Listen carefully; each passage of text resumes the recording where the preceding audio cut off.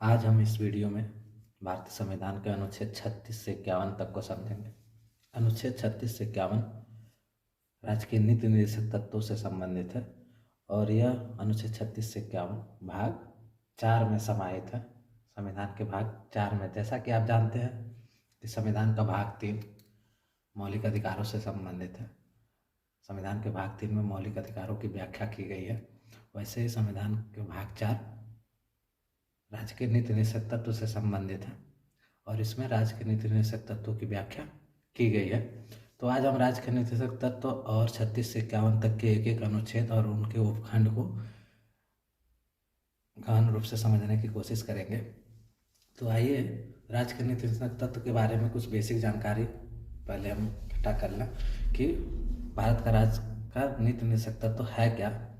देखिए, भारतीय संविधान के भाग 4 में अनुच्छेद 36 से 51 तक जो कुल 16 अनुच्छेद हैं, 16 अनुच्छेदों में राज्य के नीति निर्देशक तत्व शीर्षक से न्यायिक रूप से अपरिवर्तनीय किंतु शासन की नीति में मूलभूत तत्व के रूप में स्वीकृत उन उपबंधों का वर्णन किया गया है जो सामाजिक, आर्थिक एवं राजनीतिक न्याय को बढ़ावा देकर लोक कल्याणकारी राज्य की स्थापना करेंगे। तो संविधान में राज्य के नीति तत्व को सम्मिलित करने का एक मुख्य उद्देश्य जो था संविधान सभा का, संविधान निर्माताओं का, वह यह था कि भारत में एक सामाजिक, आर्थिक और राजनीतिक न्याय की व्यवस्था स्थापित हो सके और एक लोक कल्याणकारी राज्य की स्थापना की जा सके। यानी नीति निर्देशक तत्व को शामिल करने का सबसे मुख्य जो उद्देश्य है वह एक लोक कल्याणकारी राज्य की अवधारणा ही मान लिया जाए कि लोक कल्याणकारी राज्य की अवधारणा स्थापित करना ही नीति निर्देशक तत्वों को शामिल करने का मुख्य उद्देश्य था। भारतीय संविधान नीति निर्देशक तत्वों को तेज बहादुर सप्रू समिति द्वारा तैयार किया गया था। यानी भारतीय संविधान का जो नीति निर्देशक तत्व है, यह नीति निर्देशक तत्व का जो प्रारूप है वह तेज बहादुर सप्रू समिति द्वारा तैयार किया गया था। डॉक्टर अंबेडकर ने भारतीय संविधान के भाग 4 में उल्लेखित राज्य के नीति निर्देशक तत्व को भारतीय संविधान की अनोखी एवं महत्वपूर्ण विशेषता कहा है। तो यह जो है अनोखी एवं महत्वपूर्ण विशेषता जो अम्बेडकर जी ने कहा है, यह एक बहुत इंपॉर्टेंट क्वेश्चन हो जाता है कॉम्पिटिटिव एग्जाम के लिए कि डॉक्टर भीमराव अम्बेडकर ने किसे भारतीय संविधान की अनोखी एवं महत्वपूर्ण विशेषता कहा है। तो यह राज्य के नीति निर्देशक तत्व को अनोखी एवं महत्वपूर्ण विशेषता कहा है और ये भाग 4 में समाहित है और अनुच्छेद 36 से 51 तक है। भाग के साथ साथ आप अनुच्छेद को भी याद कर लें कि राज्य के नीति निर्देशक तत्व अनुच्छेद 36 से 51 तक में समाहित है और मौलिक अधिकार जो है अनुच्छेद 12 से 35 तक समाहित है। तो ऐसे क्रम वाइज अगर आप अनुच्छेदों को समझने की कोशिश करेंगे तो संविधान जो है आपके लिए ईजी होता जाएगा और अनुच्छेदों को याद रखना आसान बनता जाएगा। अब हम आगे इसको देखते हैं। न्यायालय द्वारा नीति निर्देशक तत्वों का परिवर्तन नहीं कराया जा सकता है, परंतु ये देश के शासन के लिए मूलभूत हैं तथा विधि निर्माण में इन तत्वों को परिवर्तित करना राज्य का मूलभूत कर्तव्य है। तो यहाँ यह इसकी भाषा से हमें यह समझ में आ रहा है कि न्यायालय द्वारा नीति निर्देशक तत्वों का परिवर्तन नहीं कराया जा सकता, परंतु ये देश के शासन के लिए मूलभूत है।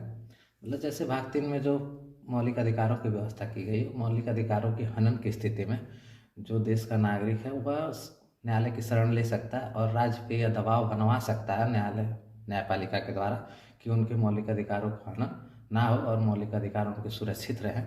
लेकिन भाग 4 में जो नीति निर्देशक तत्व, राज्य के नीति निर्देशक तत्व को उल्लेखित किया गया, उसके लिए न्यायालय की शरण नहीं ली जा सकती है। यह न्यायालय द्वारा परिवर्तनीय नहीं है, लेकिन यह शासन का मूलभूत आधार है तथा विधि निर्माण में इन तत्वों को परिवर्तित करना राज्य का मौलिक कर्तव्य माना जाएगा कि राज्य कोई भी सिद्धांत बनाते समय नीति निर्देशक तत्वों की जो भावना है, लोक कल्याणकारी राज्य की जो भावना है, उसको ध्यान में रखे और उसके हिसाब से राज्य में कानून का निर्माण करे।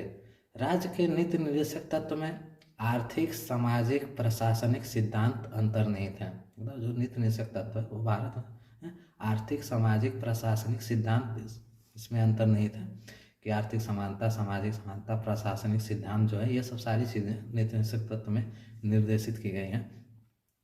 नीति निर्देशक तत्वों का लक्ष्य समाजवादी एवं कल्याणवादी राज्य एवं आर्थिक लोकतंत्र की स्थापना करना है जो राजनीतिक लोकतंत्र से भिन्न है। यानी राज्य में जो राज्य के नीति निषेध तत्व हैं भारतीय संविधान में, उसमें राज्य के नीति निषेध तत्व को सम्मिलित करने के पीछे संविधान निर्माताओं को बहुत बड़ी सोच थी। और यह अवधारणा इसलिए राज्य के नीति निषेध तत्व को शामिल किया गया ताकि इससे जो है समाजवादी एवं कल्याणवादी राज्य और आर्थिक लोकतंत्र की स्थापना की जा सके जो राजनीतिक लोकतंत्र से अलग है। आर्थिक लोकतंत्र के मतलब जो है समानता, समाज में एक समानता की भावना हो, यानी गरीब और अमीर के बीच की जो खाई है वह बहुत ज़्यादा ना हो, बहुत ज़्यादा ना हो, और एक आर्थिक लोकतंत्र, आर्थिक समानता का भाव समाज में स्थापित हो। इसके लिए राज्य के नीति तत्व को भाग 4 में समाहित किया गया है। और भारतीय संविधान के अनुच्छेद 36 से 51 तक में इसको डिटेल से उल्लेखित किया गया है कि क्या क्या राज्य का कर्तव्य होगा और राज्य किस अवधारणा के आधार पर शासन करेगी और अपने कानून का निर्माण करेगी। तो सबसे पहले हम एक एक अनुच्छेद को अब समझना शुरू करते हैं। नीति निषेध तत्व के बारे में आपको समझ में आ चुका होगा। राज्य के नीति निषेध तत्व जो है भारतीय संविधान के भाग 4 में है और मौलिक अधिकार भाग 3 में है। मौलिक अधिकार और नीति निषेध तत्वों के बीच में अंतर को थोड़ा आप क्लियर कर लें कि न्यायालय द्वारा नीति निषेध तत्वों का परिवर्तन नहीं कराया जा सकता, परंतु ये देश के शासन के लिए मूलभूत है। जबकि मौलिक अधिकार को न्यायालय द्वारा परिवर्तित करवाया जा सकता है और मौलिक अधिकारों के हनन की स्थिति में न्यायालय की शरण ली जा सकती है, लेकिन नीति निषेध तत्वों को परिवर्तन कराने के लिए न्यायालय की शरण नहीं ली जा सकती है। अब देखिए अनुच्छेद 36, यानी अनुच्छेद 36 जो है, अनुच्छेद 36 में क्या लिखा गया, अनुच्छेद 36 किससे संबंधित है, तो इसको देखिए। अनुच्छेद 36 यह अनुच्छेद राज्य के नीति निषेध तत्वों को परिभाषित करता है। यानी अनुच्छेद 36 में राज्य के नीति निषेध तत्व को परिभाषित किया गया है। यह परिभाषित करता है कि इसमें यह परिभाषा दी गई है कि निर्देशक तत्वों का पालन करने के लिए राज्य क्या है। मतलब इसमें राज्य की परिभाषा दी गई। जैसे मौलिक अधिकार के शुरू में 12 से 35 तक जो मौलिक अधिकार है, तो उसके अनुच्छेद 12 में राज्य की परिभाषा दी गई है कि राज्य जो शब्द है, यानी भाग 3 में जहाँ जहाँ राज्य शब्द यूज हुए हैं उस राज्य का तात्पर्य क्या होगा और राज्य किससे संबंधित होगा और किसके प्रति मौलिक अधिकार में लागू है, वह चीज़ें आपको 12 में बताई गई हैं। वैसे 36 में भी राज्य की परिभाषा दी गई है। इस अनुच्छेद के शब्दों से पता चलता है कि अनुच्छेद 36 के तहत राज्य का अर्थ वही है जो भारतीय संविधान के भाग 3 के तहत राज्य का अर्थ है। यानी 12 में जो राज्य की परिभाषा दी गई है, जैसे राज्य में केंद्र सरकार, राज्य सरकार, ग्राम पंचायतें, नगर पंचायतें, माइनिंग बोर्ड, सेटलमेंट बोर्ड, ये सब सारी चीज़ें राज्य के अंतर्गत आती हैं, राज्य शब्द के अंतर्गत आती हैं। वही परिभाषा सेम जो है भाग 4 में जो राज्य शब्द यूज किए गए हैं उसमें उत्तरदायी होंगे और राज्य में वह सारी चीज़ें सम्मिलित होंगी। जहाँ जहाँ भाग 4 में राज्य शब्द होगा उस राज्य शब्द का तात्पर्य भाग 3 के राज्य शब्द का जो तात्पर्य है उसी से लिया जाएगा। यह अनुच्छेद 36 उल्लेखित करता है। अनुच्छेद 37 को देखते हैं। अनुच्छेद 36 के बाद अनुच्छेद 37 है। इस अनुच्छेद में परिभाषित है कि राज्य के नीति निषेध तत्व संबंधी प्रावधानों को किसी भी न्यायालय द्वारा परिवर्तित नहीं किया जा सकता है, लेकिन इसमें निहित सिद्धांत शासन व्यवस्था में, यानी यह अनुच्छेद 37 जो है आपको ये बताता है कि यह जो है नीति निषेध तत्व न्यायालय द्वारा परिवर्तनीय नहीं है और नीति निषेध तत्व जो है वह मौलिक प्रकृति के होंगे। राज्य का यह मूलभूत सिद्धांत होगा। यह अनुच्छेद 36 में उल्लेखित है। अनुच्छेद 36 के बाद दोस्तों अनुच्छेद 37 का नंबर आता है। अनुच्छेद 37 के बाद अनुच्छेद 38 का नंबर आता है। अनुच्छेद 38 जो है राज्य के लोक कल्याण की अभिवृद्धि के लिए सामाजिक व्यवस्था बनाएगा जिससे नागरिक को सामाजिक, आर्थिक एवं राजनीतिक न्याय मिलेगा। यानी अनुच्छेद 38 में यह वर्णित है, राज्य को यह निर्देशित किया गया है कि राज्य लोक कल्याण की अभिवृद्धि के लिए सामाजिक व्यवस्था बनाएगा जिससे नागरिक को सामाजिक, आर्थिक एवं राजनीतिक न्याय मिलेगा। यह अनुच्छेद 38 जो है राज्य को निर्देशित करता है। अनुच्छेद 38 के बाद अनुच्छेद 39 में राज्य द्वारा अनुसरणीय कुछ नीति निर्देशक तत्व हैं। जैसे अनुच्छेद 39 में राज्य द्वारा अनुसरण यानी राज्य से क्या क्या अपेक्षा की जाती रही है वह सारी चीज़ें अनुच्छेद 39 में वर्णित है। जैसे पुरुष व स्त्री को समान रूप से आजीविका प्राप्त हो, यह राज्य का उत्तरदायित्व है। भौतिक संसाधनों का वितरणकारी न्याय उपलब्ध हो, आर्थिक विकेंद्रीकरण हो, पुरुष व स्त्री को समान कार्य के लिए समान वेतन प्राप्त हो, बालकों हेतु कल्याणपरक कार्य हो आदि, ये सब जो है अनुच्छेद 39 में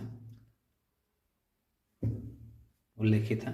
और अनुच्छेद 39 राज्य को यह निर्देशित करता है कि वह भौतिक संसाधनों का वितरणकारी न्याय उपलब्ध कराए, आर्थिक विकेंद्रीकरण की स्थिति उत्पन्न हो, पुरुष व स्त्री को समान कार्य के लिए समान वेतन दिए जाएं। ये सब सारी चीज़ें अनुच्छेद 39 में उल्लेखित हैं। अनुच्छेद 39 के बाद अनुच्छेद 39 का उपखंड है, अनुच्छेद 39 का ही उपखंड है अनुच्छेद 39 का, जिसमें यह उल्लेखित है कि समान न्याय और निःशुल्क विधिक सहायता, समान कार्य के लिए समान वेतन की व्यवस्था इसी में है। यानी अनुच्छेद 39 क में ही यह व्यवस्था की गई है। इसकी व्यवस्था की गई है समान न्याय की और निःशुल्क विधिक सहायता की, समान कार्य के लिए समान वेतन की व्यवस्था भी अनुच्छेद 39 क में ही की गई है। अनुच्छेद 39 ख देखिए, अनुच्छेद 39 ख में यह उल्लेखित किया गया है कि सार्वजनिक धन का स्वामित्व तथा नियंत्रण इस प्रकार करना ताकि सार्वजनिक हित का सर्वोत्तम साधन हो सके, यह अनुच्छेद 39 ख में उल्लेखित है। अनुच्छेद 39 ख के बाद देखिए अनुच्छेद 39 ग, 39 का ही खंड है, 39 के 3 खंड है, 39 क, 39 ख और 39 ग। 39 ग में उल्लेखित है कि धन का समान वितरण किया जाए, यानी राज्य को यह निर्देशित करता है कि धन का जो है समान वितरण किया जाए, यह आर्थिक लोकतंत्र की स्थापना का मूलभूत सिद्धांत है। इसके बाद अनुच्छेद 40, अनुच्छेद 40 बहुत ही इम्पोर्टेंट अनुच्छेद है। अनुच्छेद 40 के तहत ग्राम पंचायतों के गठन का प्रावधान किया गया है। यह कॉम्पिटिटिव एग्जाम के लिए आपके लिए जरूरी है कि ग्राम पंचायतों के गठन का प्रावधान किस अनुच्छेद में किया गया है, तो ग्राम पंचायतों के गठन का प्रावधान अनुच्छेद 40 में किया गया है, जो भारतीय संविधान के भाग 4 में समाहित है और यह नीति निर्देशक तत्व के अनुच्छेद हैं।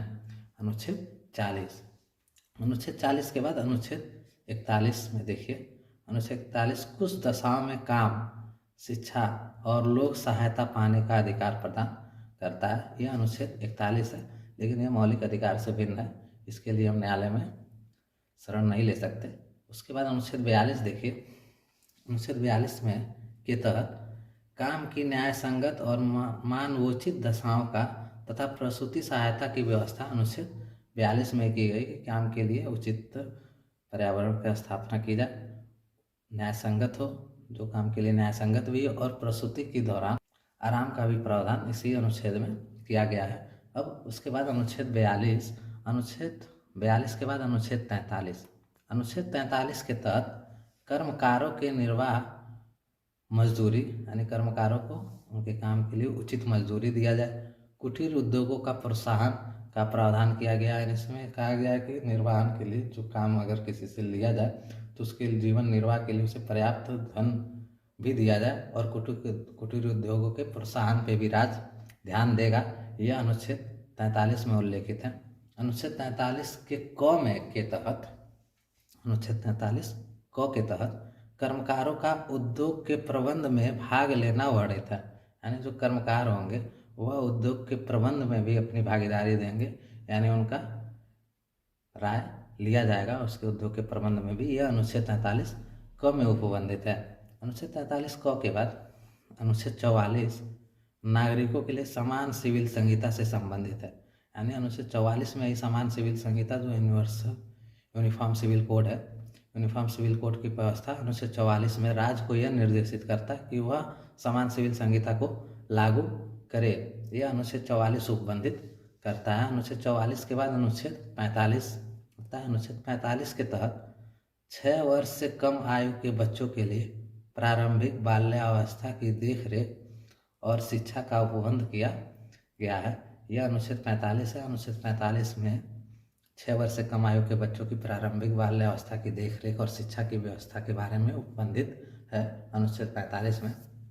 अनुच्छेद 45 के बाद अनुच्छेद 46 भी इसी से संबंधित है। अनुच्छेद 46 के तहत अनुसूचित जाति, अनुसूचित जनजाति तथा अन्य दुर्बल वर्गों की शिक्षा और अर्थ संबंधी हितों की अभिवृद्धि का वर्णन है। यह अनुच्छेद 46 उपबंधित करता है। अनुच्छेद 47 क्या है? यह वर्णित करता है कि पोषाहार स्तर और जीवन का स्तर को ऊंचा करना तथा लोक स्वास्थ्य में सुधार करना राज्य का कर्तव्य होगा। यह अनुच्छेद 47 राज्य को निर्देशित करता है कि पोषाहार स्तर और जीवन के स्तर और लोक स्वास्थ्य में सुधार करना यह राज्य का कर्तव्य होगा। अनुच्छेद 48 देखिए, अनुच्छेद 47 के बाद अनुच्छेद 48 के तहत कृषि एवं पशुपालन के संगठन से संबंधित प्रावधान किए गए हैं। यानी अनुच्छेद 48 में कृषि एवं पशुपालन के संगठन के संबंधित प्रावधान किए गए हैं। अनुच्छेद 48 क में पर्यावरण का संरक्षण तथा संवर्धन और वन एवं वन्य जीवों की रक्षा का प्रावधान किया गया है। अनुच्छेद 48 क में। अनुच्छेद 48 के बाद अब अनुच्छेद 49 को देखते हैं। अनुच्छेद 49 के तहत राष्ट्रीय महत्व के स्मारकों, स्थानों और वस्तुओं के संरक्षण का प्रावधान है। यानी अनुच्छेद 49 में दोस्तों राष्ट्रीय महत्व के जो स्मारक हैं, स्थान हैं, जो स्थल हैं, राष्ट्रीय स्मारक, स्थान और वस्तुओं के संरक्षण का प्रावधान किया गया है। यह अनुच्छेद 49 में उल्लेखित है। यानी अनुच्छेद 49 यह उपबंधित करता है कि यानी राज्य को यह निर्देशित करता है कि वह राष्ट्रीय स्मारकों, स्थलों और वस्तुओं का संरक्षण करे, उनकी देखरेख करे। यह कर्तव्य राज्य को आरोपित करता है। अनुच्छेद 49 के बाद अनुच्छेद 50 जो है, अनुच्छेद 50 के तहत राज्य की लोक सेवाओं में कार्यपालिका एवं न्यायपालिका के पृथक्करण का प्रावधान है। यानी भारत की कार्यपालिका और न्यायपालिका अलग अलग हैं, भिन्न भिन्न है। यह व्यवस्था अनुच्छेद 50 के तहत की गई है। यानी अनुच्छेद 50 में यह उल्लेखित किया गया है कि कार्यपालिका न्यायपालिका से भिन्न होगी और यह पृथक पृथक होंगी। यह अनुच्छेद 50 उल्लेखित करता है। अनुच्छेद 50 के बाद अनुच्छेद 51 का नंबर आता है। अनुच्छेद 51 में अंतर्राष्ट्रीय शांति और सुरक्षा की अभिवृद्धि संबंधी प्रावधान किए गए हैं। यानी अंतर्राष्ट्रीय शांति की जो भावना है वह अनुच्छेद 51 में समाहित है। अंतर्राष्ट्रीय शांति की भावना किस में समाहित है अगर पूछा जाए तो यह अनुच्छेद 51 में समाहित है। और अनुच्छेद 51 भारत के संविधान की नीति निर्देशक तत्वों से संबंधित है। अनुच्छेद 51 के बाद दोस्तों अनुच्छेद 51 तक निर्देशक तत्व होते हैं जो 36 से 51 तक हैं और भाग 4 में है। तो हम 36 से 51 तक के हर एक अनुच्छेद को डीपली समझ चुके हैं। अब अनुच्छेद 51 के बाद एक अनुच्छेद 51 का एक उपखंड है। अनुच्छेद 51 का जो भाग 4 में एक खंड जोड़ के भाग 4 का क जोड़ के उसमें भाग अनुच्छेद 51 के खंड क में मौलिक कर्तव्य को समाहित किया गया। उसके बारे में भी हम समझ लेते हैं, क्योंकि नीति निर्देशक तत्व को समझने के बाद मौलिक कर्तव्य को समझना आवश्यक हो जाता है। मौलिक कर्तव्य भी कॉम्पिटिटिव एग्जाम के लिए बहुत ही इम्पोर्टेंट टॉपिक है।